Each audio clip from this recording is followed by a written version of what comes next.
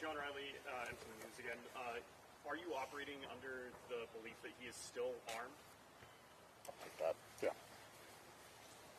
We have to, John. We absolutely have to assume that he's armed and extremely dangerous.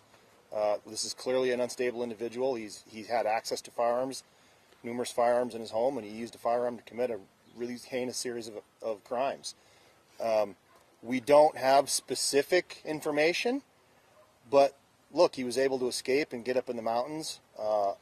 We are absolutely operating under the assumption that he is armed and extremely dangerous. And is it just a follow-up question? The weapon that is believed to have been used in the murders, has that been recovered, or is that still missing? I'm not going to comment on that because that is critical to an investigation, and we're not going to release that. John Amy, MTN News. Did the suspect, I know you guys probably searched his residence and stuff did he leave any kind of note or send any kind of message on social media or anywhere prior to the attack? Also, that would be part of an investigative file. We're just not going to comment on that. Okay. Yep. Duncan Adams, Montana Stand. Attorney General told us Sunday that there would be a transition with law enforcement. And there's been a huge transition. It seems like very small presence now. Why so small? Just Take that.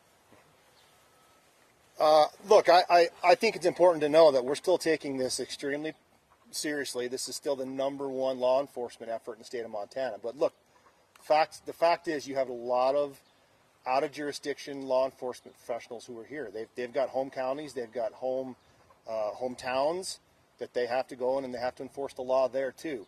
We also run up against just resources and logistics. There's a lot of manpower and a lot of overtime being put in up here. That money has to come from somewhere, and it's not reasonable for us to expect, Petroleum County to come over here and put in the time that they have and not have that time compensated. So those are the kind of things that we've been working through the weekend. I cannot thank the governor enough for the executive order that he signed today, freeing up emergency funds. That is absolutely huge and a game changer for us because that allows us to keep this search going at a higher level. So I'm hesitant to say it's going to be a big transition. We're keeping all the assets, all the resources that have been here are going to keep being up there. We've got teams cycling in and out. They've got home territories they have to go home and take care of as well. Okay, we'll take two more. Yes. Jake Ellison for the New York Times. I noticed that Stumptown Road is open now.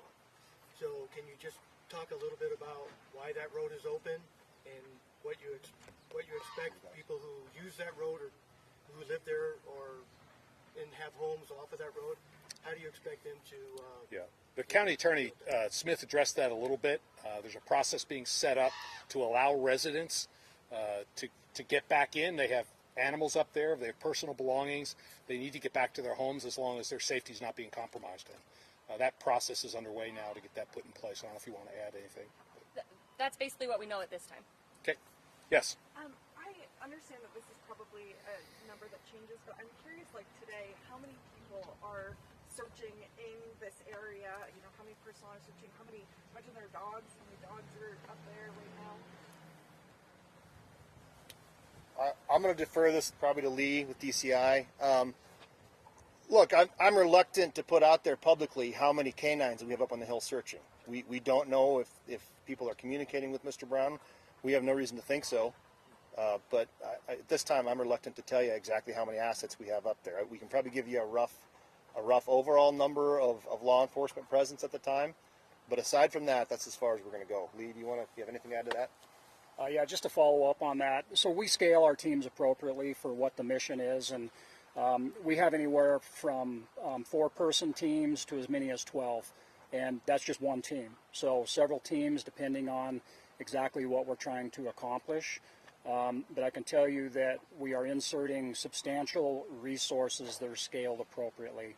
I don't want to talk about strict numbers from which agencies, but I can tell you that we're maximizing the resources that are available. And I would just add that was the whole point of this executive order, is to make sure the resources are available there so we can continue to pay overtime to make sure the law enforcement stays on the job until this individual is apprehended. We'll take one last question. Yes. Family members of Michael Brown have reached out to us and said that he was denied help from the VA. Is this something that you people are able to confirm or deny? Yeah, under federal law, we can't comment on an individual patient. And I don't know if there's additional information you can add about local things, but we're not at liberty to release that. So, I mean, I think that's a question for the VA. We just don't have that information. We don't have access to it. Frankly, it's not cogent to our investigation at this point. okay. Thank you all. We'll keep you posted. Thank you.